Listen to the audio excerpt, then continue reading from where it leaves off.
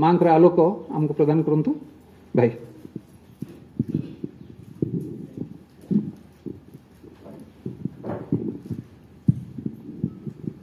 करुणामय माँ परम प्रभु श्री अरविंद विधान भाई पुष्पपा वर्षा बादल ये चार जन को नहीं ये गोटे मातृ परिवार मातृ आश्रित परिवार से भाई एक अनन्य परिवार आज वार्षिक उत्सव पाठचक्र सम्मिलित आम समस्ते ये आमर अति भाग्य आम अति निकटर माँ कृपा को देखिबार एक सुजोग पाऊँ जो चेतनाटी फूल परी फुटु सुख दुख ता बाटे रही जाए सेगुड़िक बाह्य घटना सब ही रही आज भी रही चेतना किभली भाव में मुकलित हुए चेतना किभली प्रस्फुटित होची सेगुड़िक आम निकट देखिबार एक सौभाग्य पाइछु। आज मंच रे मो सहित अच्छा यही सभार सभापति राजकिशोर भाई एवं आम समस्त अति पूजनीय बड़ भौणी उर्मिला अपा मो निज बड़ भौणी ना भी उर्मिला मु तेणु जिते मंच देखे भारी खुशी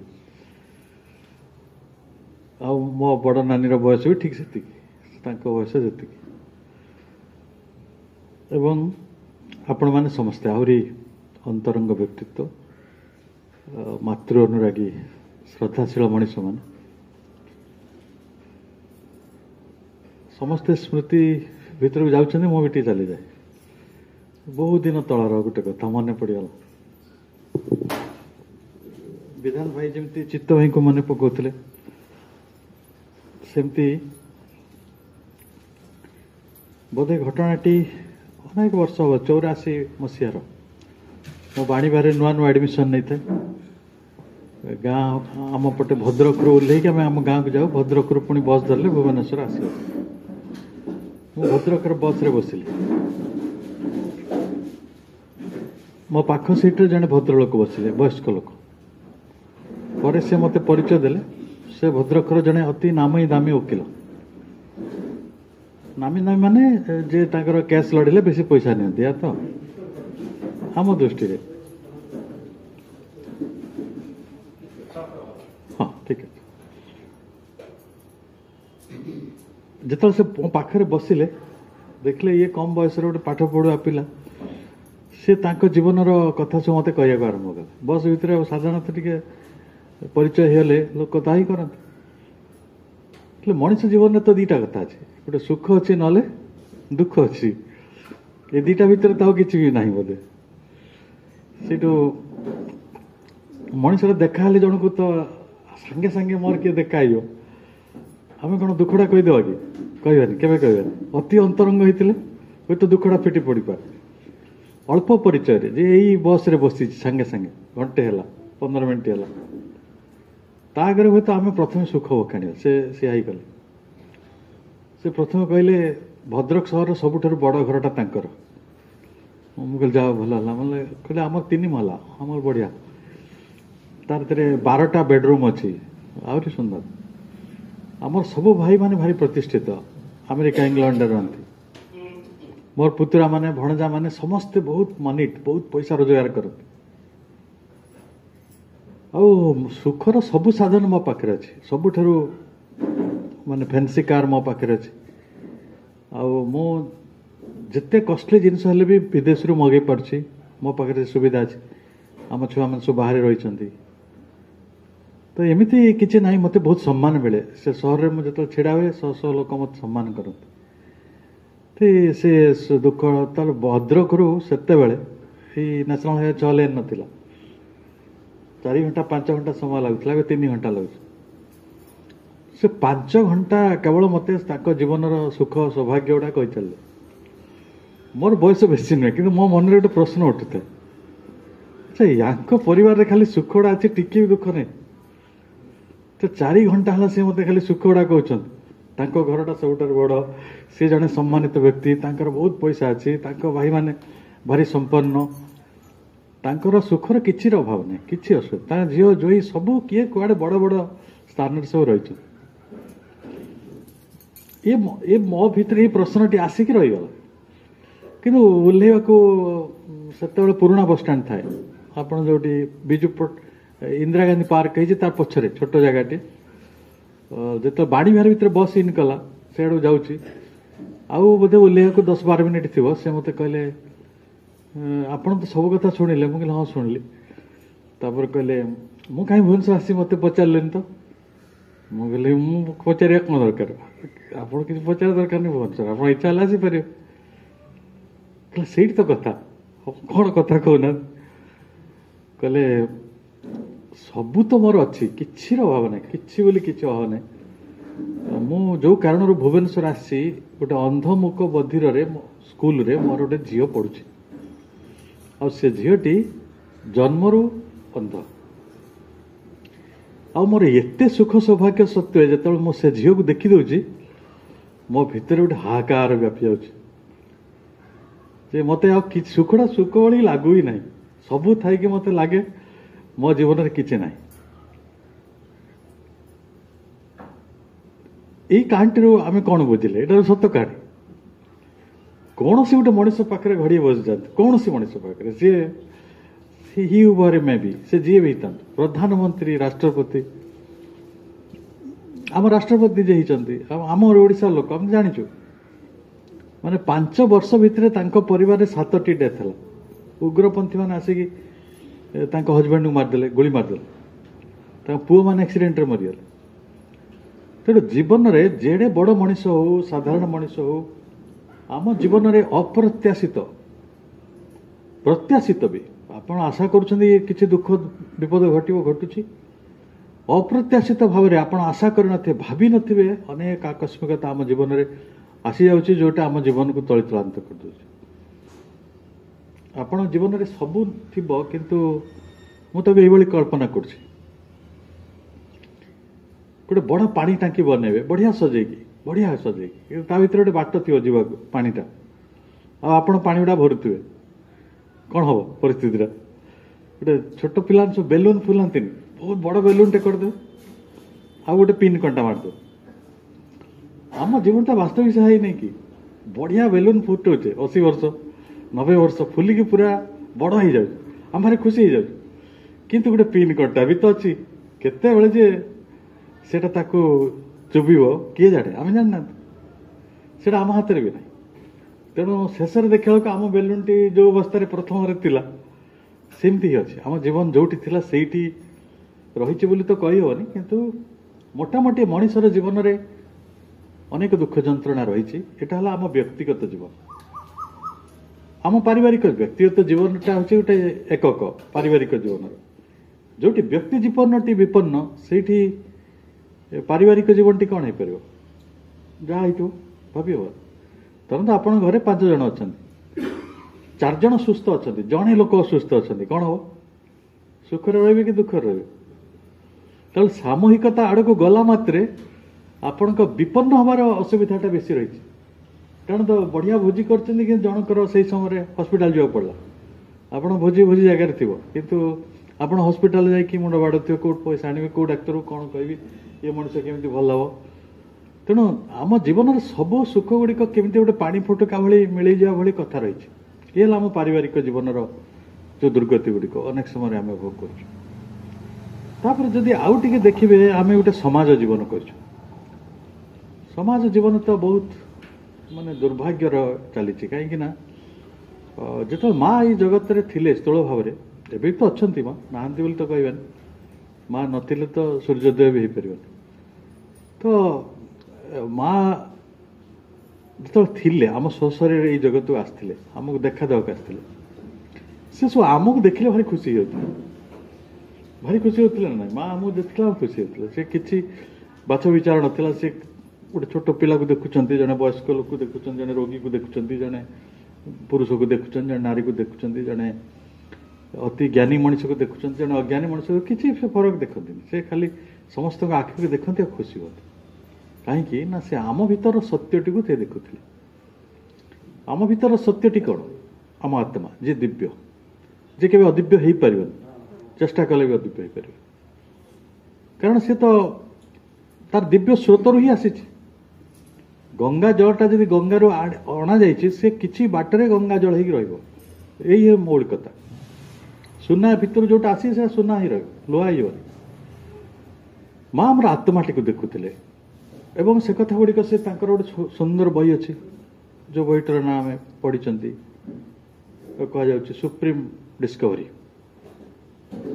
सर्वोच्च आविष्कार सर्वोच्च आविष्कार टी से जहाँ लिखिं से जिन गुड़ा से आविष्कार करते से आविष्कार आम करदे आम जीवनटा एति विपन्न हेले से कथा तो आसवा कि आमर कौन असुविधा हो आम साई भाई सांग साथी ज्ञाति परिजन भितर कौन हो मत जड़े बंधु भेटिया आसते बहुत पुराना पुराना बंधु से मत प्रश्न पचारे से प्रश्न आप पचार देखो दुईटी भाई अच्छा छोट बेले गोटे भाई आउ गोटे भाई कौन होता है सब किसी जान माने बंधु भी सी तार आत्मीय भी सी तार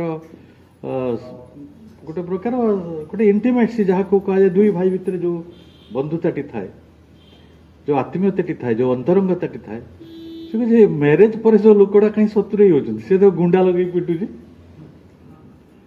माने गुंडा डाकी आण माने टाटारू कहतु मुझे 5 लाख दे मो भाई की मारदे ये रिसेंट बोधे खबर कागज में पढ़ी ता बड़ भाई टे गोटे टेंडर देती सान भाई को मारदे आ जहाँ को टेंडर देती ठिका दे आजिकल ठिका मिलूँ से गोटे मनीष मारिदेव ये टाँग नब से कहे ठीक अच्छे तू मारिदेव मारिबार जो भिडटा रेकर्डिंग कर मत पठेबू से तो एक्सट्रा 1 लाख टका ने मनीष ना मनीष तो वर्तमान जो प्रकार परिस्थिति रही जदि आपन टिके देखिए भाविबे बुझिबे जे आमे समस्ते सामाजिक जीवन में एते विपन्न हो पड़ुछु एते असुविधा गुड़िक भितर अच्छु सेठी केवल आशाटी व्यापी कि निराशाटा व्यापी आम मानकर जीवन आम पारिवारिक जीवन आम सामाजिक जीवन जो प्रकार संकट अच्छी आमे सेठी आशा किसी देखिपर कि सब निराशा भितर था मनीष को जदि पचारे सी कह ना ये किसी उद्धार हबार ना ये एमती रही आपण को दुर्नीतियुक्त समाज गोटे जो देश में भल क्षीर मिलूनी भल पनीर मिलूनी भल खाद्य मिलूनी पनीपरिया सब गुड़ाक कंटामिनेटेड हो गलानी पवन कंटामिनेटेड हो गलानी पानी बिगिड़ी गलानी तेणु जगत किपर गोटे प्रकृति बिगिड़ी हो कहीं बिगुड़ जेहेतु मनीषर मनटी परिशुद्ध ना मनीषर मनरे प्यूरीटी ना से जो प्राणर विशुद्ध अशुद्धताटी से चारिआडे व्यापी चलती पानी पवन को किए खराब कर कौन ईश्वर आसी खराब कर दौर ना अन्य को जीवजंतु खराब कर दौर कहीं करूना केवल मनीष जे बुद्धिमान मनीष जहाँ उपरे ये प्रकृति को से बुझी पारि था जहाँ उपरे दायित्वटी न्यस्त रही चेतना दि जाए बुद्धि दि जाए मन दि जाए गोटे उच्चतर मन ता पाखे ये अच्छी जे से बुझीपार या दायित्व नब से नौ ता दायित्व से निभौन से देखो आपे बचिले बापर ना स्वार्थपरता ताको एते ग्रास कर जाइए से स्वार्थ भिन्न किसी भी देखिपारनी किसी भी देखिपारनी तेणु ये गोटे निराशार वातावरण जिते बड़े पृथ्वी रही आम गत काली भी आलोचना करते प्रभुंर लेखा तो चिरंतन भाव में रही सब लाइफ डिवाइन बोले बही अच्छी प्रभु श्री अरविंदर मास्टरपीस बोली कहुच्छे सावित्री भी मास्टरपीस कौटा कारण सत्य को ही से प्रकाश कर सब कथा सत्य ही रही तो प्रभु तांकर गोटे जो लास्ट आर्टिकल से हूँ दिव्य जीवन से दिव्य जीवन बहीटी आप पढ़े तार जो लेखाटी जो प्रबंधटी बहीटीर ना दिव्य जीवन लाइफ डिवाइन किंतु से प्रबंधर ना हूँ डिवाइन लाइफ शेष प्रबंध 56 56तम प्रबंध से 40 कि 41 अध्याय पाराग्राफ रे गोटे विषय रही जहाँ को कहते विवर्तनगत संकट इवोल्यूशनरी क्राइसिस वर्तमान जो समस्या है सेटा हूँ गोटे विवर्तनगत संकटर कारण कारण यहाँ हूँ गोटे जुग परिवर्तन समय गोटे ट्रांजिशन है एटा गोटे साइंस भाषा ट्रांजिशन है गोटे अवस्था आउ गोटे अवस्था को गति कला बेले अवस्थान्तर ताको आम ओडिया रे कहि परबा कौन सी परिस्थिति रे अवस्थान्तर है बेले ट्रांजिशन जो आसे ये गोटे घोर काल संकट काल क्रिटिकल टाइम क्रिटिकल आवर टे तैयारी है यहाँ गोटे दृष्टि एक निराशार समय अंधकार समय अज्ञानतार समय कारण सबकि बदलुच सब कथा डिरेंज रही आप कथा सरल भाव बुझीपारे मन करते आपणकर गोटे पुराणा घर था आपण या भर गोटे नुआ घर तैयारी कर सारे टिके दूर रे 1 किलोमीटर दूर रे 20 किलोमीटर दूर कि जास ना यही घर में सब जिनस पत्र जहाँ अच्छी आपड़ कौन करेंगे नुआ घर को नेबे हेले पुराणा घरे जो जिनस गुड़िक सजासजी होगी ना असजड़ा हो पड़ी ताकू सजाड़े कि सजाड़े कौन कहे कहले ये तो आउ कि दिन पर बदला हम आए सजाड़ी कौन लाभ ये तो किसी दिन पर सेठी जीव से सजाड़ देवानी एवं कहीं सजाड़े या ही कहते ट्रांजिशन गोटे जो अवस्थान्तर होची एबे जो असजड़ा अवस्था रही अव्यवस्थित अवस्था रही जहाँ कह घन अंधकार समय घन अज्ञानतार समय से भली समय कारण मो से कथा गुड़ा आपको केते थर कहूँ आम बापा अजा मैंने आदौ अहंकारी नथिले कारण तांको पाखरे ना पैसार घमंड थिला से माने विनयी मनीष थिले भारी स्नेही मनीष थिले श्रद्धाशील मनीष थिले अन्य को बुझी पारुवा मनीष थिले तांको भाई बंधु कुटुंब सहित सकल असुविधा सत्य सांगरे रोते आम रही पारना परिजे आम रही पारना कहीं ना आम गोटे यही गोटे अज्ञानतार प्रबलता भी शिकार हो कारण यहाँ गोटे अवस्थान्तर समय ट्रांजिशन समय से ट्रांजिशन समय संपर्क में जिते प्रभु को पचरा होता जे यही अंधकार कौन समाप्ति नहीं यही अज्ञानता कौन केबे सरीजनी प्रभु आश्वासन दूसरे कौन कहते तू जो निराशा देखुचु मुझे आशा देखुची मनीष जो निराशा देखुची भगवान से आशा देखुच मनीष जो अंधकार देखुची भगवान से आलोक देखुं से मनीष को कौन कहले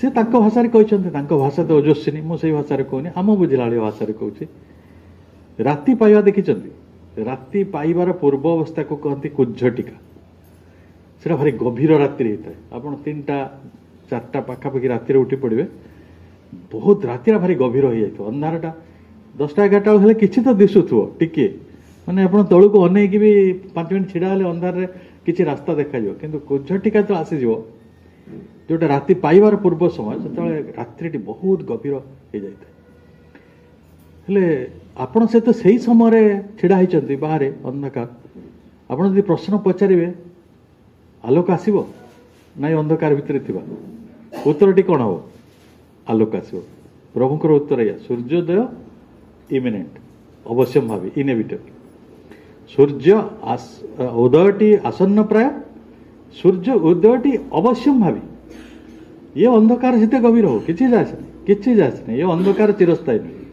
ये रही पार ये है गोटे आशार कथा जिते रात्रि प्रभु भाषा रात्रि जिते गभीर हुए गाढ़ हुए से सूर्योदयर आशाटी कौन हुए बेसी निश्चित हो पड़े जो सूर्योदय आसूँ पाख से कथाटा से आउ गोटे बाटर भी बुझे अति सुंदर मत बढ़िया लगुला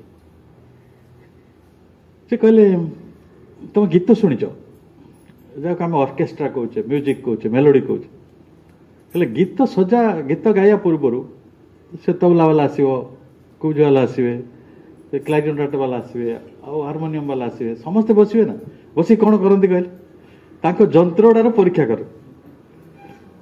करते ना जड़े टुंग टांग कला आउ जड़े क्या क्या कला आपड़ कहे से गीत बोली से गोटे प्रस्तुति तार पूर्व प्रस्तुति तेणु जो पूर्व प्रस्तुति चली कौन सुखकर आपड़ जो से देखिए कहे दिस इज मेलोडी नहीं मेलोडी आरंभ हम यहाँ तार प्रस्तुति से ट्रांजिशन वर्तमान आम साधा भाषा सत्य जुग आसक अच्छे साधा भाषा लोके प्रश्न पचार ये जो कली जुग पर हठात सत्य जुग कहीं आसो तो कली जुग पर आउ किसी जुग आसी पारि कारण एक्सट्रीम रु एक्सट्रीम को यात्रा हम सब जो आम संकट भितर अच्छु एते कष्टकर संकट भितर अच्छु एते अनिश्चित असहाय जीवन आम बीतौछु सेठी भगवान छड़ा आउ कौन सी कथा सत्य संभव नुहे तेणु से सत्य जुग आसब ही आस तेणु जदि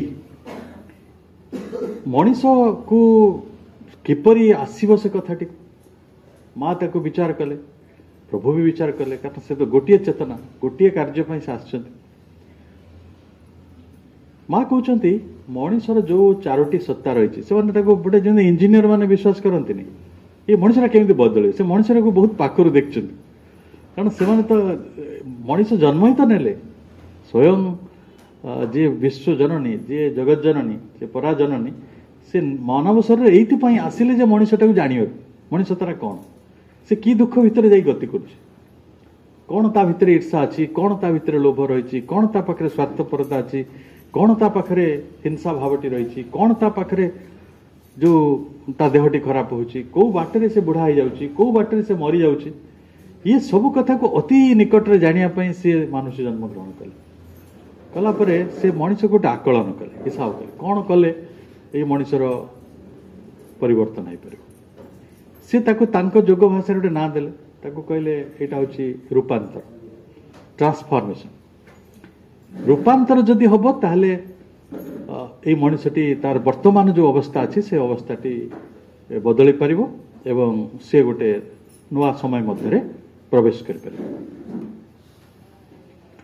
कौटा रूपांतर हो कौटा कौ रूप अच्छी जो रूपर अंतर हवा कथा बा परिवर्तन हवा कथा आत्मा तो किसी परिवर्तन हेनी कारण आत्मा दिव्य थिला दिव्य रही दिव्य रहिबो तार किसी असुविधा हुए संकटटी रही मनीषर मन पाखरे कारण विश्व मनरु जतेबेले जदियो मनटी आसीछि किंतु मनटी आमर इंडिविजुअल नुहे किंतु जेतेबेले आपण शरीर धारण करिसंती आपण को गोटे इंडिविजुअल माइंड मिल जाइछि जेतेबेले इंडिविजुअल माइंड टी मनीष होइके आसीछि इंडिविजुअल माइंड हो जाइछि सी ता अनुसार ता मोल्ड अनुसार ता ढांचा अनुसार सी तार परिस्थिति को बदल दी देखु गोटे मन जदि गोटे पशु शरीर रहिबो सेटा आदौ विकसित हबनी हेई नाही भी अविकसित बा गोटे सब माइंड नहीं से माने बंची था जोटा अधस्तन मन आम कहीपर क्षुद्र मन अति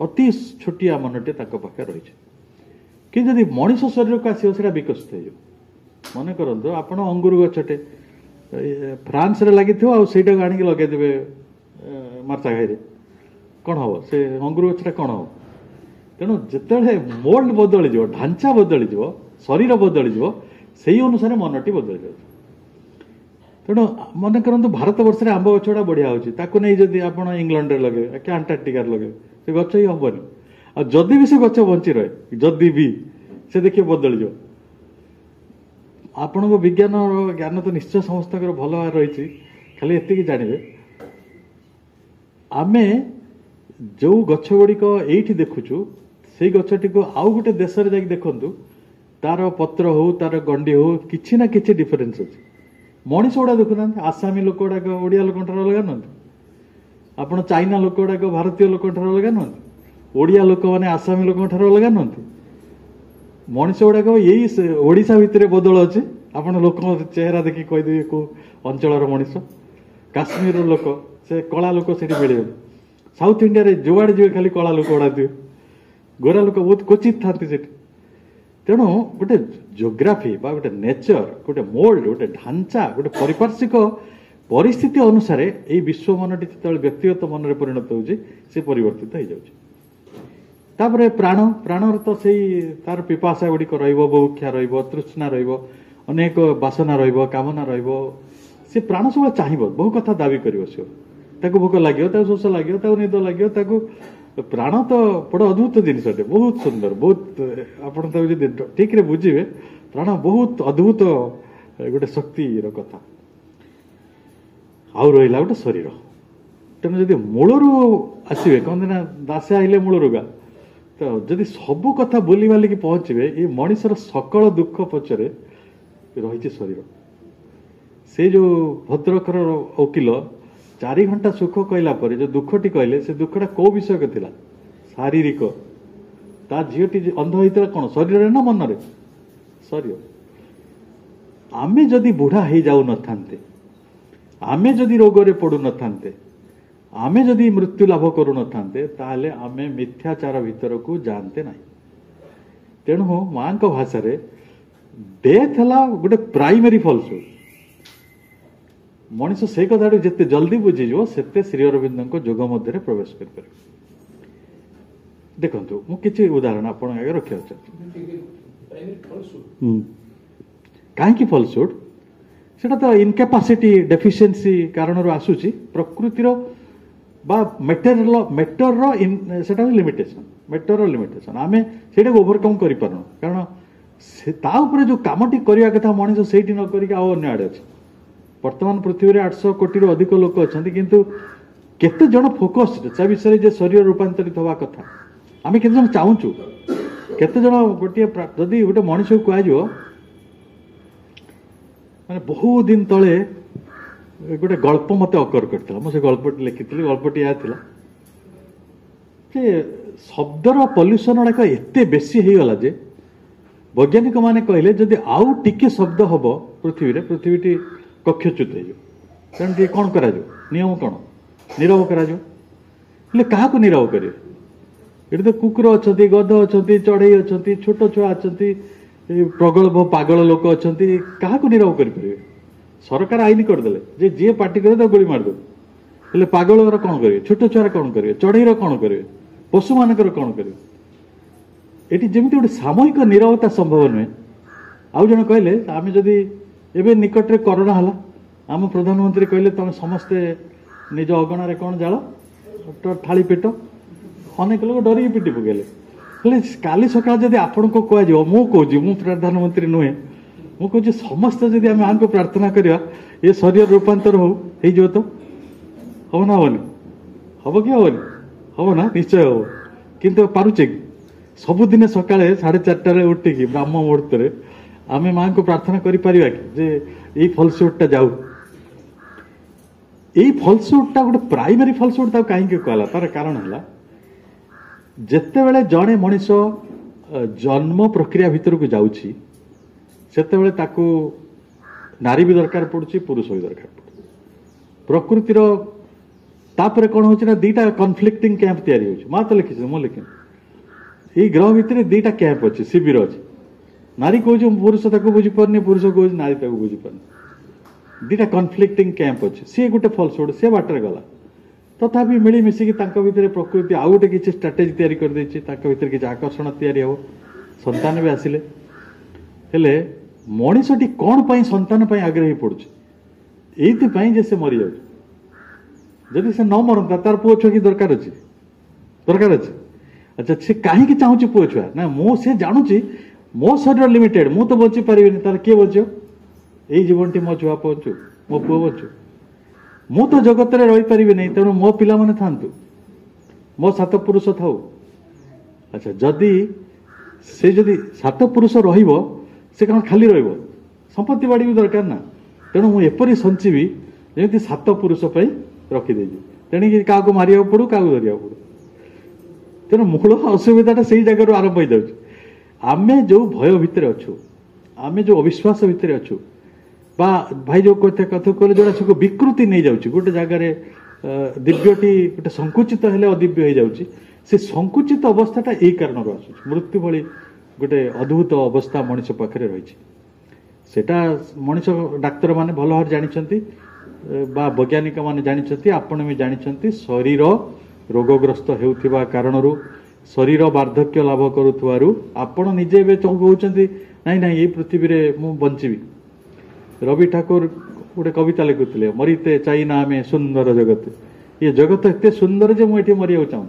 ସମସ୍ତଙ୍କ ଭିତରେ ସେ ଭାବନା ଥାଇପାରେ, କିନ୍ତୁ ଆପଣଙ୍କ ଶରୀର ଆପଣଙ୍କୁ ଏମିତି ଗୋଟେ ଅବସ୍ଥାରେ ନେଇ ପହଞ୍ଚେଇଦେବ, ଆପଣ ନିଜେ ପ୍ରାର୍ଥନା କରି ମୁଁ ମରିଯାଆନ୍ତି। ହେଲେ ଆଖିକି ଦେଖା ହବନି, କାନକୁ ଶୁଣା ହବନି, ସମସ୍ତେ ଆପଣଙ୍କୁ ଗାଳି କରୁଥିବେ। ସେ ଆଉ 1 2 ଛାଡନ୍ତୁ, ଯାହା ଯାହା ହୁଏ ସବୁ ଆପଣ ଜାଣିଛନ୍ତି। ସେଗୁଡିକ ଘଟିଲା ପରେ ଆପଣ କହିବେ କି ମୁଁ ବଞ୍ଚି ରହିବି ବୋଲି।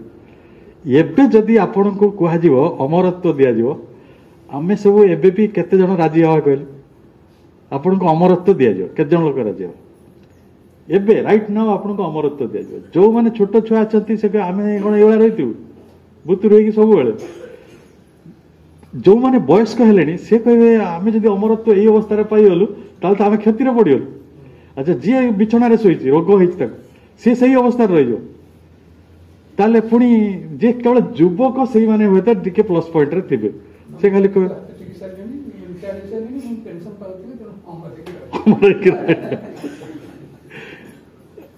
ଧରନ୍ତୁ ଯିଏ କହିବେ ହଁ ମୁଁ ବଢିଆ ପୃଥିବୀରେ ବଢିଆ ଫାଷ୍ଟ ଫୁଡ ମିଳୁଛି ମୁଁ ଯାଇକି ହୋଟେଲ ଭଲ ହୋଟେଲ ଫୋଟେଲ ଖାଇଦେଇ ଗୋଟେ ଖୁସିରେ ରହିବି। ସେମାନେ ଟିକେ ଖୁସିରେ ରହିବେ। ହେଲେ ବାକି ମାନଙ୍କ ପାଇଁ ମୁଁ ତ ହିସାବ କରୁଛି ପୃଥିବୀରେ 800 କୋଟି ଲୋକ ଅଛନ୍ତି। ତା ଭିତରୁ ଯଦି ରାଇଟ୍ ନା ଅମରତ୍ୱ ଦିଆଯିବ ତାହେଲେ ଅନ୍ୟୁନ ଛୋଟ ପିଲା ବୁଢା ଲୋକ ରୋଗୀ ଏମାନଙ୍କ ସଂଖ୍ୟା କିଛି ନହେଲେ 600 କୋଟି। 200 କୋଟି ଲୋକ ଫାଇଦାରେ ରହିବେ ଆଉ 600 କୋଟି ପାଇଁ ପନିଶମେଣ୍ଟ ହବ। ପନିଶମେଣ୍ଟ ହବ କି ନା? ତେଣୁ ତାହେଲେ କେତେବେଳେ ମିଳିବ ଅମରତ୍ୱ? ଆମର ଗୋଟେ ପ୍ରସ୍ତୁତି ହବା ଦରକାର ଯେ ଗୋଟେ କମନ କଣ୍ଡିସନ ଆସିଲେ ଯେ ଶରୀରଟି କ୍ଷୟ ଭିତରକୁ ଯିବ ନାହିଁ, ଶରୀର ବୁଢା ହବ ନାହିଁ, ଶରୀର ଗୋଟିଏ ରୋଗ ଭୋଗିବ ନାହିଁ, ସେଇଭଳି ଗୋଟେ ଅବସ୍ଥା ମଧ୍ୟକୁ ଆସିଲେ ହୁଏତ ଆପଣଙ୍କ ପାଇଁ ସେଇଟା ଗୋଟେ ରିୱାର୍ଡ ହେଇପାରିବ। ନହେଲେ ଅଦରୱାଇଜ ଇଟ୍ ଇଜ ପନିଶମେଣ୍ଟ। ତାହେଲେ କେମିତି ହବ ଏ ଦୁରୂହ କାର୍ଯ୍ୟ? ସମସ୍ତଙ୍କୁ ଯଦି ପଚରାଯିବ ଜଣ ଜଣ କରି ଇଜ ଇଟ୍ ପସିବୁଲ? ଆମ କେତେ ଜଣଙ୍କର ବିଶ୍ୱାସର ମାତ୍ରା ଗୁଡିକ ହିସାବ କରିବା। ଗୋଟେ ବଡ ସୁନ୍ଦର ବିଷୟ ଆସିଛି। ଗୋଟେ ବିଷୟ ଥିଲା ଆମେ ଗଣିତରେ ପଢୁଥିଲୁ ଲଜିକ ଟଟୋଲୋଜି। ଲଜିକରେ ଷ୍ଟେଟମେଣ୍ଟ ପ୍ରପୋଜିସନ ଯେଉଁମାନେ ସବୁ ପଢିଥିବେ ମନେ ପଡୁଥିବ। ଯେମିତି ଗୋଟେ ଜଣେ ଷ୍ଟେଟମେଣ୍ଟ କହିଲା, ସେ ଷ୍ଟେଟମେଣ୍ଟଟା କ'ଣ ନା Bhubaneswar is the capital of India. କ'ଣ ହେଲା? ଫଲ୍ସ ହେଇଗଲା। ଭୁବନେଶ୍ୱରଟା କ'ଣ ଭାରତ ରାଜଧାନୀ କି? ଫଲ୍ସ। କିନ୍ତୁ ମୁଁ ଯଦି କହିବି Delhi is the capital of India, right ହେଇଗଲା। କେବଳ ଦିଟା ପ୍ରପୋଜିସନ ଥିଲା, ଟ୍ରୁ ଅର୍ ଫଲ୍ସ। ଏବେ ବୈଜ୍ଞାନିକ ମାନେ କହୁଛନ୍ତି ଯେ ମନେ କରନ୍ତୁ କୋର୍ଟ ରୁମ୍ରେ ଆପଣ ଯିବେ, କମ୍ପ୍ୟୁଟରରେ ଆଗାମୀ ସମୟରେ ବିଚାର ହବ। ଯେମିତି କମ୍ପ୍ୟୁଟରଟା ଆପଣଙ୍କ ଔଷଧ ଲେଖୁଛି ନା, ଏବେ ହେଲାଣି ନା ଟେଲିମେଡିସିନ। ଏ ବାଲେଶ୍ୱର ସହରରେ ଗୋଟେ ଟେଲିମେଡିସିନ ଏମ୍ସ ଖୋଲିଛି। ଆପଣ ଯିବେ କମ୍ପ୍ୟୁଟର ଆଗରେ ଛିଡା ହେବେ, ଆପଣ ରିପୋର୍ଟ ଫୋର୍ଟ ସବୁ ଦେଖେଇବେ, ସେ ସିଆଡୁ ପ୍ରେସକ୍ରିପସନ ଆସିବ, ଡକ୍ଟର ଯିବା ଦରକାର ନାହିଁ। ଆପଣଙ୍କ ବିଚାର ବି ସବୁ କିଏ ଭୁଲ କରିଛି କିଏ ଠିକ କରିଛି ସେଗୁଡିକ ସବୁ କମ୍ପ୍ୟୁଟର କରିବ ଆଗାମୀ ସମୟରେ। ବିଲିଭ ମି, ଏପରି ହବାକୁ ଯାଉଛି। ଆଉ ଏକଥା ବି ଘଟି ସାରିଲାଣି ଯେ ଆଗ ସମୟରେ ଆମେ ସବୁ ଚାକିରିଆ ମାନେ ଠକି ଠାକି ଦିଅନ୍ତି। କ'ଣ ଠକି ଦିଅନ୍ତି? ପାନ ଖାଇବାକୁ ପଳେଇଥିବେ କି ଘରକୁ ପଳେଇଥିବେ, କହିବେ ଆମେ ଚାକିରିରେ ଅଛୁ। ବେଶୀ ଭୁବନେଶ୍ୱରରେ ଯୋଉ ଭାଇମାନେ ସେକ୍ରେଟାରିଏଟର ଅସୁବିଧା ଦେଖିଛନ୍ତି, ଏମିତି ବ୍ୟାଗ୍ ଥୁଆ ହେଇଥିବ, ହେଲମେଟ ଥୁଆ ହେଇଥିବ, ଜୋତା ବି ଥୁଆ ହେଇଥିବ, ତାଙ୍କର 2 ହଳ ଜୋତା। ମାନେ ସେ ଅଫିସର ଆସି ଦେଖିବ ଜୋତା ଦିଆହେଇଛି। ମାନେ ଆମେ ଯୋଉ ପାଠ ପଢୁଛୁ ମଣିଷ ମାନଙ୍କୁ ଠକିବାକୁ ତିଆରି ହେଇଛୁ ନା କ'ଣ? ମାନେ ଏଇ ଠକି ଠକି ଠାକୁର ବି ହେଇଗଲେ ଏ ଦେଶରେ। ମୋ ନଡିଆ ନେଇଯିବି 2ଟା, ମୋ ଛୁଆର ଭଲ କରିଦେବି। ମାନେ ମୁଁ ତତେ ଗୋଟେ ନାଗସ ଦେଇଦେବି, ମୋର ଏମିତି ମକଦ୍ଦମାରେ ବିଜୟ ହେଇଯାଉ। ଏମିତି ଆମେ ଲାଞ୍ଚ ଫାଞ୍ଚ ଦେଇକି ଠାକୁରଙ୍କୁ ବି ସେଇ ଅଭ୍ୟସ୍ତ କରିଦେଲୁ। ହେଲେ ସେ ଯୋଉ ଜୋତା ରଖିକି ଯୋଉମାନେ ପଳେଇ ଯାଆନ୍ତି ତାଙ୍କୁ ଜଗିବା ପାଇଁ ମଣିଷ ତ ପାରିଲାନି। ଆପଣ ଯେତେବେଳେ ତା ଉପରେ ଯେତେ ଅଫିସର ତିଆରି କରିବେ ସେ ସବୁ 1 ନମ୍ବର ଠକ, 2 ନମ୍ବର ଠକ, 3 ନମ୍ବର ଠକ ସବୁ ତିଆରି। ମଣିଷର ଅବସ୍ଥା ସେଇଆ। କୋଉ ମଣିଷକୁ ଦାୟୀ କରାହଉନି, ଏଟା ମଜାର କଥା। ମକୃତରେ ହସି ହବ, ଭଗବାନ ହସୁଥିବେ ଆମକୁ ଦେଖି କି ବିଚାର ମଣିଷଙ୍କ ବୁଦ୍ଧି ଦିଆହେଇଛି ବୋଲି ଏମିତି ହିଁ କରୁଛନ୍ତି। ହେଲମେଟ ରଖିଦେଇ ପଳାଉଛନ୍ତି ଘରକୁ। ତାପରେ ସେଇ ସମୟରେ ମନେ କରନ୍ତୁ ଏବେ ଆସିଲା କ୍ୟାମେରା, ଜେନେରାଲ କ୍ୟାମେରା ଦେଖିବ କ'ଣ? ଆପଣ ଗଲେ ଆସିଲେ କି ବିଚାର କରିବେ। ଏବେ ଯୋଉ AI କ୍ୟାମେରା ଆସୁଛି ନା, ସେ ଆପଣ ମୁହଁ ଦେଖିବ, ଇଏ ଘରକୁ ଯାଉଛି କି ପାନ ଖାଇଯାଉଛି ସେ ଜାଣିକି ରିପୋର୍ଟ କରିବ। ବୁଝିଲେ? ଆର୍ଟିଫିସିଆଲ ଇଣ୍ଟେଲିଜେନ୍ସର କ୍ୟାମେରା ତ ସରକାର ବାଧ୍ୟ କରୁଛନ୍ତି ଲଗେଇବାକୁ, ଯେ ତମ ଅଫିସରେ ଏଟା ଲଗାଅ। କିଏ କ'ଣ କରୁଛି, କିଏ କ'ଣ କଥା ହଉଛି, କିଏ କ'ଣ ଭାବୁଛି, ତାକୁ ବି ଦିନେ ଆପଣଙ୍କୁ କରାଯିବ। ଯଦି ସେଇଭଳି ଗୋଟେ ସମୟ ଆସିବ, ମନେ କରନ୍ତୁ ମୁଁ ଆପଣଙ୍କ ବିଷୟରେ ଖରାପ ଭାବୁଛି, ଅଥଚ ମତେ ଆପଣ ଦେଖିଲେ ନା ଭାଇ କ'ଣ ମୋ ବିଷୟରେ କିଛି ଖରାପ ଭାବୁଥିବେ। କିନ୍ତୁ ଯଦି AI କ୍ୟାମେରା ଲାଗିଯିବ, ସେ ସାଙ୍ଗେ ସାଙ୍ଗେ କହିବେ ଇଏ ଭାଇ ଆପଣଙ୍କର ମୋଟେ ଶୁଭ ଚିନ୍ତକ ନୁହନ୍ତି। ଏବେ ଜଣେ ମତେ ଏଇ ଟିକେ ଆଗରୁ କହିକି ଯାଇଛନ୍ତି, କହିଲା ଭାଇ ମୋ ଜୀବନର ଯୋଉ ଦୁଃଖ ଥିଲା, ସବୁଠାରୁ କଠିନ ସମୟରେ ଯୋଉ ଲୋକଟାକୁ ମୁଁ ଭରସା କରିଥିଲି ସେଇ ଯାଇକି ମୋ ଉପରିସ୍ଥ ଅଫିସର ପାଖରେ ସବୁ କମ୍ପ୍ଲେନ କରିଦେଲା ମୋ ନାଁରେ, ମୋ ସିକ୍ରେଟ ଗୁଡା ସବୁ ଜାଣି ନେଇକି। ତାଇ ହୁଏ ନା ଏ ଜଗତରେ କ'ଣ ହଉଥାଏ? ତାଇ ହଉଥାଏ। ଏ ସବୁ ଫଲସୁଡ ପଶ୍ଚାତରେ ଯୋଉଟା ରହିଛି, ଏ ଯାହା କିଛି ଆମେ ଅନ୍ୟାୟ ଉପରେ ଧନ ସଞ୍ଚୟ କରୁ କି ଆମେ এই জগତରେ ଅଶାନ୍ତି ମାନେ ବ୍ୟାପୀରେ ସାହାଯ୍ୟ କରୁ କି ଆମେ ଗୋଟେ କୌଣସି ବାଟରେ ଗୋଟେ ବଡ଼ ଲୋକ ହେବାକୁ ଚାହୁଁଛୁ, ଭାରି ଅତ୍ୟାଚାରୀ ହେବାକୁ ଚାହୁଁଛୁ, ବଡ଼ ଅନ୍ୟମାନଙ୍କର ଭାଗ୍ୟଟା ଡୋରିଟାକୁ ଆମ ହାତରେ ରଖିବାକୁ ଚାହୁଁଛୁ। ଏ ସବୁର ମୂଳ କାରଣ ହେଉଛି ଯେ ଆମେ ସର୍ଟ ଲିଭ୍ଡ, ଅଳ୍ପ ଦିନ ବଞ୍ଚୁ। ସେ ସମସ୍ତେ ଜାଣିଛି, ତେଣୁ ମୋ ନାଁଟା ରଖିଦେଇଯିବେ ନା। କିଛି ଯଦି ନ ପାରିବି 300-400 ଟଙ୍କା ଦେଇଦେବି କୋଉ ମନ୍ଦିରକୁ, ଗୋଟେ ଫଳକ ଲଗେଇଦେବି ସେଠି ଶ୍ରୀ ଚରଣାଶ୍ରିତ, ତାପରେ ଲୋକ ଯାଆନ୍ତୁ ମାଡ଼ିକି। ଅନେକ ଲୋକ ଫଳକ ଲଗେଇ ଦିଅନ୍ତି। ଦେଖିବେ ପୁରୀ ମନ୍ଦିର, ଲିଙ୍ଗରାଜ ମନ୍ଦିର, ଯୁଆଡ଼େ ଯିବେ ସବୁ ଅମକେ ଚରଣାଶ୍ରିତ। ଏତେ ଚରଣାଶ୍ରିତ ଅଛନ୍ତି, ଏତେ ସମର୍ପିତ ଅଛନ୍ତି, ଏ ମୃତ୍ୟୁ ଚେତନାଟା ପୃଥିବୀରେ ରହିଛି କାହିଁକି? ତ କୋଉ ଦିନରୁ ପୃଥିବୀଟା ଗୋଟେ କନସିକ୍ରେସନ ଭିତରେ ଚାଲି ଯାଇଥାନ୍ତା। ସବୁ କଥାକୁ ପ୍ରଭୁ ବିଚାର କଲେ, ସବୁ କଥା ଲେଖିଲେ, ତାଙ୍କ ଶବ୍ଦରେ ଲେଖିଲେ। ମୁଁ ଯେମିତି କହୁଛି ସେମିତି ଲେଖିଲେ। କୋଉ ମଣିଷକୁ ସେ ଆକ୍ଷେପ କରିନାହାନ୍ତି, କୋଉ ମଣିଷକୁ ହସି ନାହାନ୍ତି। ଏଇଥିପାଇଁ ଯେ ସିଏ ମଣିଷର ଆଖିକୁ ଦେଖିଲେ, ସେ ଦେଖୁଥିଲେ ମୋ ଜୀବନ୍ତ ଆତ୍ମାମାନଙ୍କୁ ଦେଖୁଛି, ଯେଉଁମାନେ ଦିବ୍ୟ ସତ୍ୟକୁ ବହନ କରନ୍ତି, ଦିବ୍ୟ ସତ୍ୟ ତାଙ୍କ ମଧ୍ୟରେ ରହିଛି। ତେଣୁ ସେ ଥିଲେ ସତ୍ୟଦ୍ରଷ୍ଟା ଋଷି, ସତ୍ୟ ଚେତନାର ମହାଦେବତା। ତେଣୁ ସେ ଯେତେବେଳେ ଏଇ ସମୟଟାକୁ ଅଭିହିତ କଲେ, ମୁଁ କହୁଥିଲି ନା ଆପଣଙ୍କୁ, ଯୋଉଟା ଆମ ପାଇଁ ନିରାଶା, ଅନ୍ଧକାର, ଅଜ୍ଞାନତା, ତାଙ୍କ ପାଇଁ ସେଇଟା ହେଉଛି ଦିବ୍ୟ ଗୋଟେ ଅବସ୍ଥା। ସେ କହୁଛନ୍ତି ଏଇ ମୁହୂର୍ତ୍ତ ତମେ କଳିକାଳ କହୁଛ ତ, ଘୋର କଳିକାଳ ଆଜ୍ଞା। ବହୁତ ଲୋକେ କହନ୍ତିନି ଆମ ଚାहे ମିଚି ହଉଥିବ ମଶା ଖାଉଥିବ, କିନ୍ତୁ ଘୋର କଳିକାଳ ଆଜ୍ଞା। ମଣିଷ ମାଂସ ମଣିଷ ଖାଇବ, ଚାଉଳ କେଜି 100 ଟଙ୍କା ହବ, ପାଖାପାଖି ପହଞ୍ଚିଗଲାଣି। ତେଣୁ ସେଇଭଳିଆ ସ୍ଥିତି, ମଣିଷ ଏଇଭଳି କହୁଥିବ, କିନ୍ତୁ ଉପାୟ କୋଉଠି? ଉପାୟ କୋଉଠି? ମା ତାର ଉପାୟ କହୁଛନ୍ତି, ଉପାୟ କହୁଛନ୍ତି, ପ୍ରଭୁ ଉପାୟ କହୁଛନ୍ତି ଯେ ଏଇଟା ହଉଛି ଦେବ ମୁହୂର୍ତ୍ତ, ଏଇଟା ଦେବତାର ମୁହୂର୍ତ୍ତ। କଣ ଦେବ ମୁହୂର୍ତ୍ତ? Hour of God. କଣ ଏଇଟା?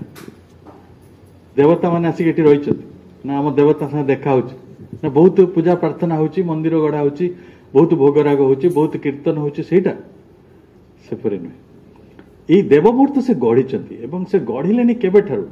1926 ଯେତେବେଳେ ସାଧନା ସେ ଆରମ୍ଭ କଲେ 1910ରେ ପ୍ରଭୁ, ଏବଂ ମା ତ କାହିଁ ଆବାଲ୍ୟରୁ କରୁଥିଲେ। ପୁଣି 2 ଜଣଙ୍କର ସମ୍ମିଳନ ହଉଛି, ଯାହାକୁ ଆମେ ପୂର୍ଣ୍ଣ ଯୋଗର ସ୍ଥାପନା କହୁଛୁ। ସେ ପୂର୍ଣ୍ଣ ଯୋଗର ସ୍ଥାପନା ହେବା ପରେ ତାଙ୍କ ସାଧନା ଭିତରେ ଗୋଟେ ଉପଲବ୍ଧି ହଉଛି। ସେ ଉପଲବ୍ଧି ଏଇଟା ହେଲା, ଆମେ ଯୋଉ କଥାଟିକୁ ବୁଝୁଛୁ କହୁଛୁ ଯେ ଓଭର ମେଣ୍ଟାଲ କ୍ରିଏସନ, ଅର୍ଥାତ୍ ଅତି ମାନସିକ ସୃଷ୍ଟି। ଏଇଟା ଗୋଟେ ଷ୍ଟେସନ। ଆଉ ରହିଛି ଅତି ମାନସିକ ସୃଷ୍ଟି, ଯୋଉଟା ଆସିବ, ଇଟ୍ ଇଜ୍ ଆବାଉଟ୍ ଟୁ କମ୍। ଯାହା ଆସିଲେ ଆଉ ପୃଥିବୀର ଏଇ ମଣିଷର ଏଇ ସଙ୍କଟ ରହିବନି, ତାର ମିଥ୍ୟା ରହିବନି, ମୃତ୍ୟୁ ରହିବନି, ସେ ଆଉ ଅସୁସ୍ଥତା ରହିବନି, ବାର୍ଦ୍ଧକ୍ୟ ରହିବନି, ଏଇ ଦୁଃଖ ରହିବନି, ଏଇ ତମିଶ୍ରା, ଇର୍ଷା, ଅସୂୟା, ବିଦ୍ୱେଷ, ଘୃଣା, ବିରକ୍ତି, ଯାହା ସବୁ ଆମ ଜୀବନକୁ ନର୍କ କିଏ କରେ କହିଲେ? ଆମ ଭିତର ଥିବା ଏଇ ବିତୃଷ୍ଣା ଗୁଡ଼ିକ, ଭୟଙ୍କର ବିରକ୍ତି ଗୁଡ଼ିକ। ଗୋଟେ ସକାଳୁ ଉଠିକି ଆପଣ ଯଦି ଗୋଟେ ଲୋକକୁ ଦେଖିଲେ ଚିଡ଼ିଯିବେ, ତାହେଲେ ଆପଣ ନର୍କରେ ଅଛନ୍ତି କି ସ୍ୱର୍ଗରେ ଅଛନ୍ତି? ଗୋଟେ ଲୋକର ନାଁ ମନେ ପଡ଼ିଲେ ଆପଣ ଝାଳ ବାହାରିବ, ତାହେଲେ ଆପଣ କୋଉଠି ଅଛନ୍ତି, ସ୍ୱର୍ଗରେ କି ନର୍କରେ? ଆମେ ଅଲମୋଷ୍ଟ ନର୍କରେ ଅଛୁ। ଇଏ ନର୍କ ଭିତରୁ ଉଦ୍ଧାର ପାଇବାର କେବଳ ଗୋଟିଏ ରାସ୍ତା ଅଛି, ଯେ ଗୋଟେ ଏଇ ସୃଷ୍ଟିରେ ଆଉ ଚଳିବନି, ଆପଣଙ୍କ ପାଇଁ ନୂଆ ଘର ତିଆରି ହେଉଛି। ଯୋଉ କଥାଟି କହୁଥିଲି, ଏଠି ବର୍ତ୍ତମାନ ସବୁ କଥା ଅବ୍ୟବସ୍ଥିତ ଅଛି। ଏ ଟ୍ରାଞ୍ଜିସନ୍, ଆପଣ ଘର ବଦଳେଇବେ, କୋଉ ଘର ତିଆରି ହବ ନା? ଗୋଟେ ଅତି ମାନସିକ ସୃଷ୍ଟି ତିଆରି ହବ, ନବ ସୃଷ୍ଟି ଯାହାକୁ କହେ। ସେ କଥାଟିକୁ ଆମେ ଏତେ ସରଳ ବୁଝିପାରିବା। ସେ ତଥାପି ବି କିଛି ଶବ୍ଦ ତ ହେଲେ ଆମ କାନରେ ପଡ଼ିଥାଉ, ଆମେ ତ ଯିବା। କାହା ପାଇଁ ଘର ତିଆରି ହେଉଛି? ଆମ ପାଇଁ। ହେଲେ ତା ପୂର୍ବରୁ ଆଉ ଗୋଟେ ବିରାଟ କାର୍ଯ୍ୟ ସେ କରିଦେଇଛନ୍ତି। ସେ କାର୍ଯ୍ୟଟି ହେଉଛି over mental creation. Over mental creation ଯେତେବେଳେ କରିଦେଲେ, ଏଇ ପୃଥିବୀଟିକୁ ଦେବତା ମାନଙ୍କର ଯୋଗ୍ୟ ଏକ ବାସସ୍ଥାନ ବୋଲି ସେ କହୁଛନ୍ତି। ଏଇଟା ନଥିଲା। ଦେବତା ମାନେ ଏଇ ଜାଗାକୁ ଡରୁଥିଲେ, କାହିଁକିନା ଦେବତା ମାନଙ୍କର ଶରୀର 1ରେ ନାହିଁ, ଆଉ 2ରେ ଶରୀର ତ ନାହିଁ, 2ରେ ସେମାନେ ମୃତ୍ୟୁ ଲାଭ କରିବାକୁ ଚାହାନ୍ତି ନାହିଁ, ତାଙ୍କ ତାରୁଣ୍ୟ ହରାଇବାକୁ ଚାହାନ୍ତି ନାହିଁ, ମଣିଷ ଭଳି ଅଭାବ ଅସୁବିଧାରେ ଭିକ ମାଗିବାକୁ ବି ଚାହାନ୍ତି ନାହିଁ, ବୁଢା ହେବାକୁ ଚାହାନ୍ତି ନାହିଁ, ମରିବାକୁ ଚାହାନ୍ତି ନାହିଁ। ବହୁତ ପ୍ରକାର ପନିଶମେଣ୍ଟ ଅଛି ମର୍ତ୍ତ୍ୟକୁ ଆସିଲେ।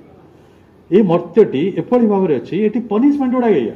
ଏଠି ମର୍ତ୍ତ୍ୟକୁ ଯିଏ ଆସିବ, ନିଜେ ପ୍ରଭୁ ଶ୍ରୀ ଅରବିନ୍ଦ ଆସିଲେ, ପ୍ରଭୁ ସର୍ବୋଚ୍ଚ ଶିଖରର ମାନେ ଭଗବାନ, ସିଏ ଆସିକି ଏଠି ସେଇ କଥା ଭୋଗିଲେ, ତାଙ୍କୁ ୟୁରିକ୍ କୋମା ହେଇଗଲା।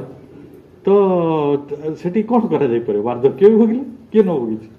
तेणु सेठी महीमंडल देव बही देवता हेले मरे हेले बदल केमी यही सिचुएसन एमती थी कि हजार हजार वर्ष धरी मनीष गुड़ाक आसुवे खाली ढल विकल ही कादुवे भगवान को खाली प्रभु उद्धार कर बोलिकी डाकुवे भासी गली भव जले डंगा कौन नाभ दिव कूल को गाऊे सी कि हो देखा से जी मरिया कथा मरुव जी बुढ़ा हवा कथा हो जी अभाव असुविधा रहा कथा रोथु जी अशांति रहा कथा रोथु तो कौटी तो गोटे समाधान अच्छी वेर इज द एंड ये स्टोरी ये यात्रा कौटी समाधान माँ कहते मनीष माने तो बदलिया भारी कष्ट बहुत कष्ट मनीष को जदि हजार हजार थर तांको पाद तले पड़ी भी कह जाए जे तमें टे बदली जाओ तुम यही प्राण मन शरीर रूपांतर दिगरे काम कर माँ को ग्रहण कर ये नवसृष्टि जो संदेश आसूता ग्रहण कर प्रभुंर तपस्या टी बुझ देव मुहूर्तर महिमा को बुझ सी तो बुझीपर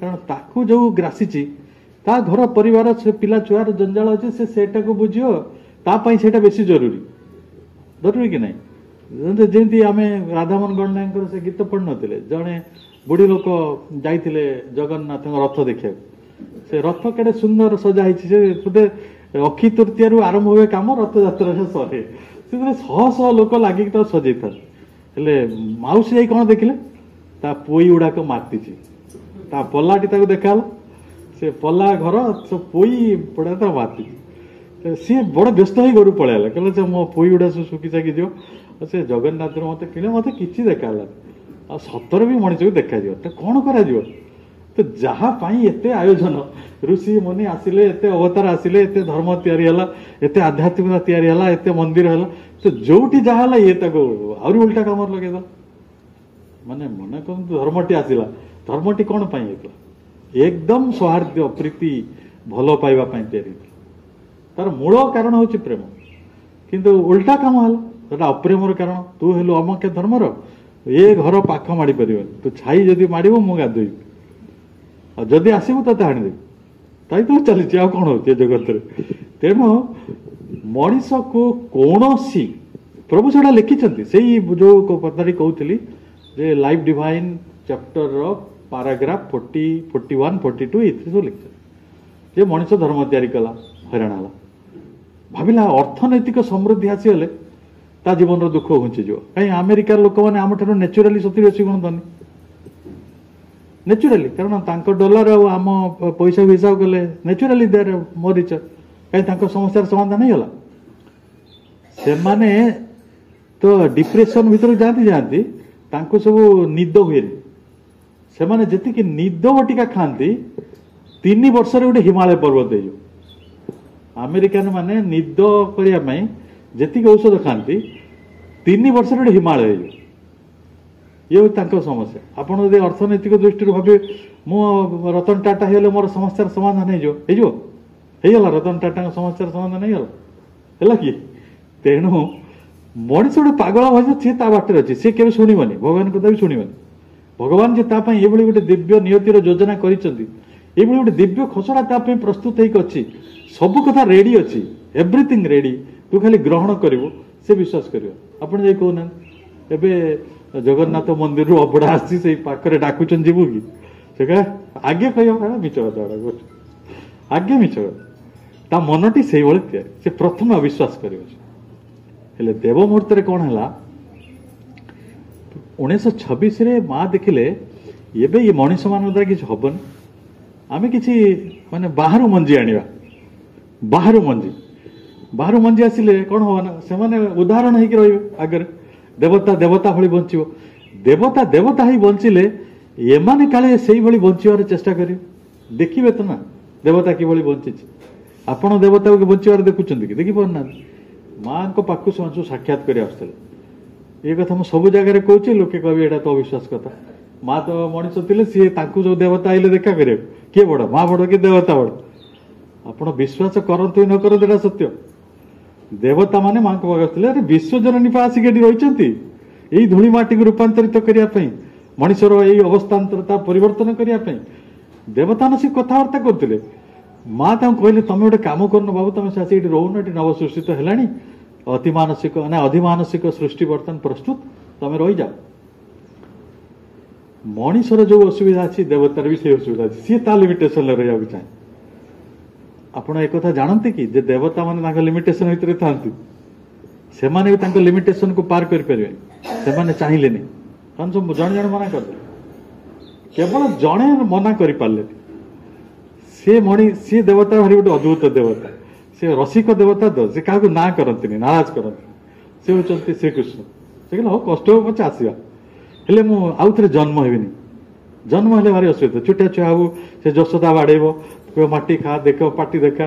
ସେ କିଏ ବିଶ୍ୱାସ କରିବ, କିଏ ଅବିଶ୍ୱାସ କରିବ, କିଏ ଗୋଇଠାଟେ ମାରିବ, କିଏ ନିନ୍ଦା କରିବ, କିଏ ଗାଳି କରିବ, ଏତେ କଥା ମୁଁ ଅପୋଜ ପାରିବି। ସିଧା ଶ୍ରୀ ଅରବିନ୍ଦଙ୍କ ଶରୀରରେ ସେ ପ୍ରବେଶ କରିବେ। 1926ରେ ସେଇ ସର୍ତ୍ତରେ ଶ୍ରୀକୃଷ୍ଣଙ୍କର ଚେତନା ଶ୍ରୀ ଅରବିନ୍ଦଙ୍କ ମଧ୍ୟରେ ଅବତରଣ କଲା, ଡିସେଣ୍ଡ କଲେ, ଇନକାର୍ନେଟ ହେଲା ଏଇ ବାଟ।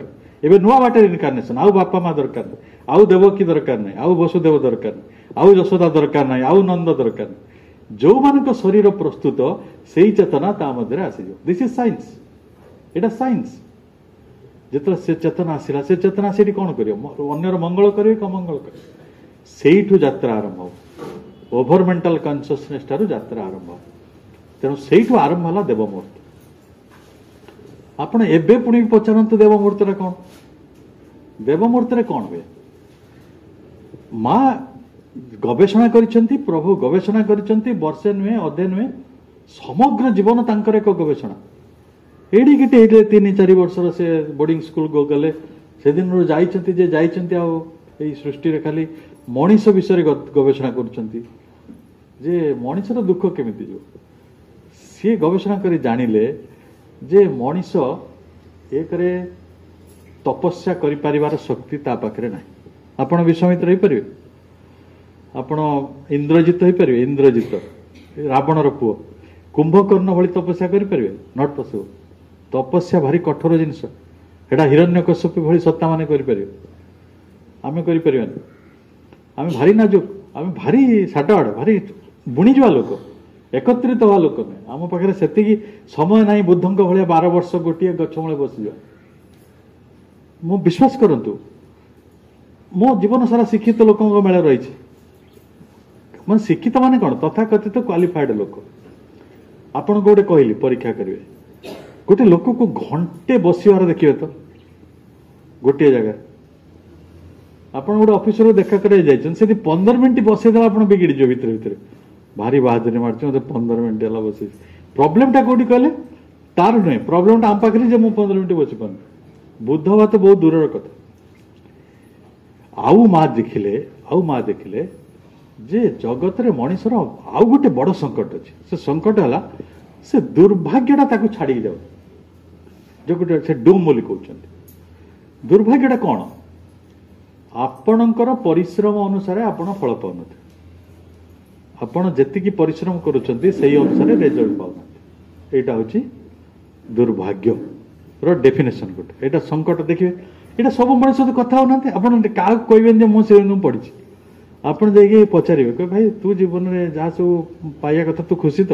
ସେ ଆଗେ କଣ କହିବ କହିଲେ? କାହିଁ ମୁଁ ଖଟି ଖଟି ମରୁଛି, କିଛି ମିଳୁନାହିଁ। ହେଲେ ଗୋଟେ ଦେବତାକୁ ସେ କଥା ପଚାରନ୍ତୁ, ସେ ଦେବତା ସେ କଥା କହିବ। ଦେବତା କହିବ ମତେ କିଛି ପାଇବାକୁ ହେଲେ କିଛି ପରିଶ୍ରମ କରିବାକୁ ପଡେ ନାହିଁ, କାରଣ ଏଇଟା ତ ମୋର ଦେବତାର ଜନ୍ମ। ମତେ ତ ସବୁ ମିଳିଯିବ, ମୁଁ ଯାହା ଚାହିଁବି ସେୟା ପାଇଯିବି।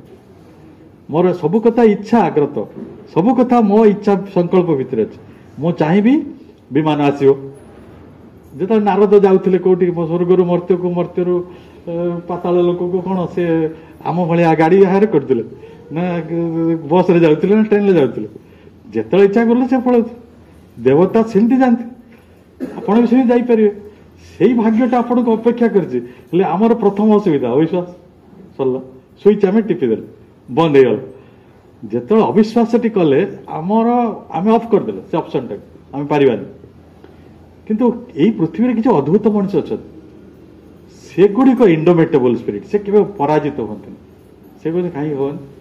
ଦେବତା ମାନେ ଯାତ୍ରା କରୁଛନ୍ତି, ମଣିଷ କାହିଁକି ହବନି? ଦେବତା କୋଉ ଟେକ୍ନିକରେ ଯାଆନ୍ତି? ତାଙ୍କ ଶରୀରକୁ ସୂକ୍ଷ୍ମ କରିଦିଅନ୍ତି। ଏକ ତାଙ୍କ ଶରୀର ସୂକ୍ଷ୍ମ ହେଇଥାଏ, କହିଲେ ମଣିଷର ଶରୀର କାହିଁକି ସୂକ୍ଷ୍ମ ହବନି? ଏବେ ଯୋଉ ଟାଇମ ମେସିନ ବାହାରିଲାଣି ନା, ଟାଇମ ମେସିନର ଏକ୍ଜିବିସନ ଯୋଉ ଛୋଟ ଛୁଆ ମାନେ ଜାଣନ୍ତି, ଆପଣ ଯାଆନ୍ତୁ ଗୋଟେ ବଡ଼ ଇଂଲିଶ ମିଡ଼ିୟମ ସ୍କୁଲରେ ଯେଠି ହାୟର ମେଡିକାଲ ସବୁ ଟାଇମ୍ ମେସିନ୍ର ସବୁ ମଡେଲ ତିଆରି କରୁଛନ୍ତି। ମୁଁ ଗୋଟେ ଯାଇଥିଲି, ଗୋଟେ ଛୁଆ ପଚାରିଲି କ'ଣ ଏଇଟା ଭାଇ? କହୁଛି ଆଲୋକର ଗତି ସେକେଣ୍ଡକୁ 3 ଲକ୍ଷ କିଲୋମିଟର। ଯଦି ଗୋଟେ ଯାନ ବାହାରିଯିବ ଯେ ଆଲୋକର ବେଗ ଠାରୁ ଅଧିକ ବେଗରେ ଗତି କରିପାରିବ, ତାହେଲେ ଆପଣଙ୍କ ବୟସକୁ କମେଇ ହବ ବଢେଇ ହବ। କିଏ କହୁଛି? ଏଇ ଜଗତର ଦେବତା, ସେମାନେ ସବୁ ଛଦ୍ମ ରୂପରେ ଅଛନ୍ତି, ତାକୁ ସବୁ ମା ଡାକି ଆଣିଛନ୍ତି। ଆପଣ ଭାବନ୍ତୁ ଇଏ କମ୍ପ୍ୟୁଟର, ରୋବୋଟିକ୍ସ, ଆର୍ଟିଫିସିଆଲ ଇଣ୍ଟେଲିଜେନ୍ସ, ଇଏ ଡାଟା, ଯୋଉ ବିଗ ଡାଟା ତିଆରି ହେଉଛି, ଏଟା ସବୁ କେହି ଅନ୍ୟ କିଏ କରୁଛନ୍ତି? ମା ଏଇ ସବୁ ଆଣିକି ସବୁ ବସେଇଛନ୍ତି। ବସ ଦୁର୍ଗପତି, ତାଙ୍କୁ ସବୁ ବଦଳା। ଏଇଟା ଶିଖିନାହାନ୍ତି ଦେବତା ହବା। ଏମାନେ ଜାଣନ୍ତି ନାହିଁ ସମ୍ଭାବନାଟା କିପରି କାର୍ଯ୍ୟକାରୀ ହୁଏ। ଏମାନେ ଜାଣନ୍ତି ନାହିଁ ତାଙ୍କ ମନର ଦିଗନ୍ତ ଆରପଟେ ଏକ ସତ୍ୟ ରହିଛି। ସେମାନେ ତାଙ୍କ ଜମି ବାଡି, ଘର ଦ୍ୱାର, ପିଲା ଛୁଆ, ତାରି ଭିତରେ ସନ୍ତୁଳି ହେଇକି ପୁରା ଡହଳ ବିକଳ ହେଇକି ହଇରାଣ ହଉଛନ୍ତି। କିନ୍ତୁ ମା ସେ ବ୍ୟବସ୍ଥା କରୁଛନ୍ତି। ଇଏ କଥା ହେଇପାରିବ? ଦିନେ ମଣିଷ ସୂକ୍ଷ୍ମ ହବ, ଟ୍ରାନ୍ସପୋର୍ଟ ହବ। ଆପଣ ଇଚ୍ଛା କଲେ ଏବେ ମୁଁ ଏବେ ଖାଲି ଆଖି ବୁଝିଦେବି, ଟିକେ ପରେ ରାଉରକେଲା ପଳେଇଯିବି। ଆପଣ କହିବେ ଭାଇ ଏଇଟା ଗପ କହୁଛନ୍ତି ନା କ'ଣ, ପରୀକ୍ଷା ଆଣେ? ତ ଦେବତା ମାନେ ଯଦି ପାରୁଛନ୍ତି, ମଣିଷକୁ କାହିଁ ହବନି? ଏଇଟା କ'ଣ ଏକମାତ୍ର ଗୋଟେ ଏକାଧିକ ତାଙ୍କର ଅଧିକାର? ଏଇଟା ଆମର ବି ନୁହେଁ। ଏ ଦିଗରେ କାମ ହଉଛି। ଫର ୟୁର ଇନଫର୍ମେସନ, ଆପଣଙ୍କ ଶରୀର କିଭଳି ସୂକ୍ଷ୍ମ କରାଯିବ। ହେଲେ ପ୍ରଭୁ କହିଲେ କୋଉ ଦେବତା ବିଲରେ 7 ମାଣ ଜମି ଚାଷ କରିକି, ଲଙ୍ଗଳ ଧରିକି, ଟ୍ରାକ୍ଟର ଧରିକି, ଯେତେବେଳେ ବାତ୍ୟା ଆସେ, ଯେତେବେଳେ ମରୁଡ଼ି ପଡେ, ଯେତେବେଳେ ବନ୍ୟା ଆସେ, ତାର ଚାଷ ହରି ଚାଲିଯାଏ, ଆଉ ତା ସେ ଲୋନ୍ କରିଥିବ, ସେଠି ବସିକି ମୁଣ୍ଡ କୋଡ଼େ, ନହେଲେ କ'ଣ କରେ? ଆତ୍ମହତ୍ୟା କରେ। ଭାରତ ଭଳି ଗୋଟେ ଦେଶରେ ଆପଣ ଯୋଉଠି ସବୁ କର୍ପୋରେଟ ଚାଷ ଗୁଡାକ ହଉଛି, ମହାରାଷ୍ଟ୍ର ଯାଆନ୍ତୁ, ପଞ୍ଜାବ ଯାଆନ୍ତୁ, ଲୋକର ଲକ୍ଷ ଲକ୍ଷ ଟଙ୍କା କ୍ଷତି ହେଇଯିବ। ସେ ଲୋକ ଅନନ୍ୟ ପାଇକି ଲୋକ ମରୁଛନ୍ତି। ବର୍ଷକୁ 1.5 ଲକ୍ଷ 2 ଲକ୍ଷ ଲୋକ ସୁଇସାଇଡ କରୁଛନ୍ତି ଭାରତରେ। ସେଇ କାରଣ କୋଉ ଦେବତା ସୁଇସାଇଡ କରିବା ଜାଣିଛନ୍ତି?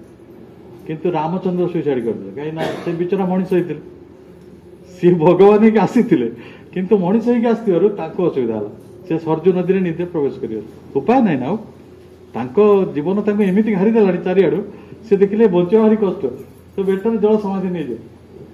ଯଦି ମଣିଷ ଆତ୍ମହତ୍ୟା କରେ, କିନ୍ତୁ ଦେବତା ମାନଙ୍କୁ କରନ୍ତିନି, କାହିଁ କରନ୍ତିନି?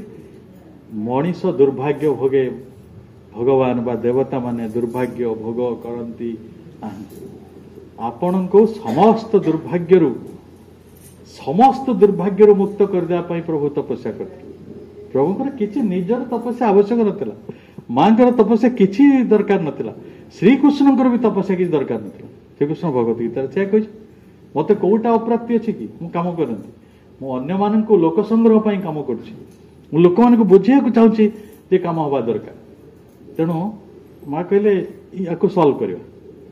ସଲ୍ଭ କ'ଣ? ଏକ ହେଲା, ଦେବତା ମାନେ ଯେମିତି ବଞ୍ଚୁଛନ୍ତି, ଦେବ ମୁହୂର୍ତ୍ତ ହବ ସେଇଆ, କଠିନ ତପସ୍ୟା ଆବଶ୍ୟକ ନାହିଁ। ତେଣୁ କୁଚ୍ଛ୍ର ସାଧନାକୁ ମା ବିରୋଧ କରିଦେଲେ। ତୁ ଖାଇବୁନି, ପିନ୍ଧିବୁନି, ବ୍ରତ କରିବୁ, ସେ କଠଉ ପିନ୍ଧିବୁ, କୌପିନି ପିନ୍ଧିବୁ, ଘର ସଂସାର ଛାଡ଼ିବୁ, ଜଟା ଜୁଟ ଛାଡ଼ିବୁ, ଏତେ ହଇରାଣ ହରକତ ହବା କି ଦରକାର ନାହିଁ। ଘରେ ରହିକି ଯୋଗ କରିବୁ, ଅଲ୍ ଲାଇଫ୍ ଇଜ୍ ଯୋଗ। ଇଏ ତାଙ୍କ ସିଦ୍ଧାନ୍ତ। କାରଣ କ'ଣ କୁହାଯାଇଛି? ଏଇ 2, 4, 5ଟା କଥା କୁହାଯାଇଛି। ସକାଳୁ ଉଠିବୁ, ମାଆଙ୍କୁ ଟିକେ ମନେ ପକେଇବୁ, ପ୍ରାର୍ଥନା କରିବୁ। କାହା ପାଇଁ? ନିଜ ପାଇଁ ନୁହେଁ, ବେଶୀ ତାଙ୍କ ସଂକଳ୍ପଟିଏ ଜଗତରେ କାର୍ଯ୍ୟକାରୀ। Victory to the divine. ସିଏ ଯାହା ଇଚ୍ଛା କରିଛନ୍ତି, ତାଙ୍କ ଇଚ୍ଛାରେ ଆମେ ନିଜକୁ ସାମିଲ କରିବୁ। ଖାଉଛନ୍ତି, ଟିକେ ସମର୍ପଣ କରିବା। ଶୋଉଛନ୍ତି, ଟିକେ ସମର୍ପଣ କରିବା। କଥା କହୁଛନ୍ତି, ସମର୍ପଣ କରିବା। କର୍ମଟି ଆରମ୍ଭ କରୁଛନ୍ତି, ସମର୍ପଣ କରିବା। ସେ କର୍ମ ଯାହା ବି ହେଇଥିବ ହେଲା ଆପଣ ଯୋଗ। ବେଶୀ ଜଟିଳ ନୁହେଁ। ଚତ୍ୱସତ୍ତା ଯଦି ଜାଗ୍ରତ ହେଇଗଲା, ତାହେଲେ ସେଣିକି ଚତ୍ୱସତ୍ତା ଆପଣଙ୍କୁ ବାଟ କଢାଇ ନେଇଯିବ, ଆଧ୍ୟାତ୍ମିକ ଯୌବନ ଆଡକୁ ସେ ନେଇଯିବ। ପୁଣି ଆଧ୍ୟାତ୍ମିକତା ଭିତରୁ ଆପଣ ଅତି ମାନସର ସୃଷ୍ଟିକୁ ଚାଲିଯିବେ। ତାଙ୍କ ଯୋଜନା ସବୁ ହେଇକି ରହିଛି। ଆପଣ ତା ଭିତରେ ଭାବୁଛନ୍ତି ଖସିଯିବେ। ଦେବ ମୁହୂର୍ତ୍ତ ଅଛି ମାନେ ଇଏ ବଦଳେଇକି ରହିବ। ମୁଁ ଆପଣଙ୍କୁ ଗ୍ୟାରେଣ୍ଟି ଦେଇ କହୁଛି, ଆମେ ଏଇ ପୃଥିବୀ ଦେହରେ ନଥିବା, କିନ୍ତୁ 200-250 ବର୍ଷ ଭିତରେ ଯୋଉ ପ୍ରକାର ପରିବର୍ତ୍ତନ ଏ ପୃଥିବୀରେ ଘଟୁଛି, ମା ଯାହା କହିଛନ୍ତି, ପ୍ରଭୁ ଯାହା କହିଛନ୍ତି, ଅକ୍ଷର ଅକ୍ଷରେ ସତ୍ୟ। ଦେବ ମୁହୂର୍ତ୍ତର ଗୋଟେ ସୁନ୍ଦର ଡେଫିନେସନ ସେ ଦେଲେ। ଯେଉଁ ସମୟରେ ଅଳ୍ପ ପରିଶ୍ରମ କରି ଅଧିକ ସିଦ୍ଧି ଲାଭ କରିବେ, ତାହା ହିଁ ଦେବ ମୁହୂର୍ତ୍ତ। ଦେବତା ମାନେ ସେଇ କଥା କରନ୍ତି। ମଣିଷର ଅପୋଜିଟ୍ ହେଇଯାଏ। 1000 ପରିଶ୍ରମ କରେ, ପାଇଲା ବେଳକୁ ଗୋଲା ବେଳକୁ। କିନ୍ତୁ ଦେବତା ଅଳ୍ପ ପରିଶ୍ରମ କରେ, ଇଚ୍ଛା ମାତ୍ରକେ ତାର ସବୁ କିଛି ସାଧନ ହେଇଯାଏ। ମଣିଷକୁ ସେଇ ଅଧିକାର ଦିଆଯାଇଛି। ହେଲେ ମଣିଷକୁ ଯାହା ଡାକିବୁ, ଯାହା ଆସରେ ଆସ, माँ सेमती गोटे जगत तैयारी करछंती देव मुहूर्त आसी सारिछि एबे राति पाइबाक अछि सत्य जगत आसीबो सत्य संकल्प ए पृथ्वी रे काम कलानी अति मानस प्रतिष्ठित हेलानी सबु शक्ति एटी काम करछि हेले मनुष्य करी कोन कहूछु कारण सी ता अज्ञानतार डीप स्लम्बर गोटे गभीर निद्रा शोची तार अचेतनता भितर शोची के जानी ता निद के भांगिबो किंतु एकथा तो सुनिश्चित निद भांगिबो राति पाइबो सत्य चेतना आसीबो शरीर रूपांतर हबो एवं मनुष्य दिव्य जीवन लाभ करिबो एवं सत्य चेतना रे मां को चेतना रे से बंचिबो एवं देवता भली बंचिबो देवता को जो अधिकार मिलछि सेही भली असीम ऐश्वर्य तारुण्य चिर लावण्य तार सौंदर्य आ मोटे आपण फेयर लवली किनिया दरकार नै कौन सी कस्मेटिक किणुतने आप सुंदर हो देवता मैंने केवल असुंदर देखते से सब फेयर एंड लवली मारिक सुंदर होती जमा नुह मनुष्य एड़ा सब फलसु से कम से लगी रही सका संजय जा से किसी होना से देखुची 5 वर्ष बयस जड़े से कस्मेटिक यूज करू 15 वर्ष बेलू से गोटे बांदर कि लाभ हे किंतु मनुष्य तार मिथ्या भितर से कंपानी तैयारी होची नुआ नुआ एडवर्टाइजमेंट आसी नुआ नुआ टीवी वाला बढ़िया गीत गाउछन चली मनुष्यर यात्रा हेले मनुष्यर यात्रा भगवान यात्रा ये पारालेल चलुची जो दिन सम्मिलित हो दिन आम देव मुहूर्त को ग्रहण करें एवं आम रूपांतर टी स्वीकार करें जो स्वीकार टा नहीं कि आम आग को जापर ये तो विशाल एक सागर भली कथा ये कथा असरती तथापि आम भितर जदि माँ सहित बंचबार माँ एक जीवंत सत्य सबुदिन से आम सहित रही आमको बहुत बहुत बहुत माने बहुत से एत भल पाती आम भितर अच्छा आम छाड़ी गोटे मुहूर्त भी जाऊना किंतु आमे केमती तांको चेतना सहित निज संयुक्त कर ये सब छोटिया छोटिया काम गुड़िक किंतु बहुत चिंता कले ये भी किसी छोटिया काम नुहे बहुत बड़ कामटे तेणु से गोटे जटा जट धारण कर तेलिक मारिकी बेक माली पकईकी कौन सी ड्रामा करतु ना सीधा संपूर्ण भाव आपण किभली निर्मल विमल चेतना नहीं बंचे सत्य स्निग्ध चेतना नहीं बंचे जो आदौ कौन चलन नथिबो कौन अपलाप नथिबो कौन अपक्ष नथिबो सेही भली गोटे समय देव मुहूर्त आउ से देव मुहूर्त रे आपण माने आकर्षित होती से भली मां को ग्रहण करने गोटे प्रेरणा निज भितर अनुभव कर तेणु आपण आत्मा को मु अनेक अभिनंदन जनाऊँ अनेक शुभेच्छा ज्ञापन करुँच मो बाणी को ये विराम दूची।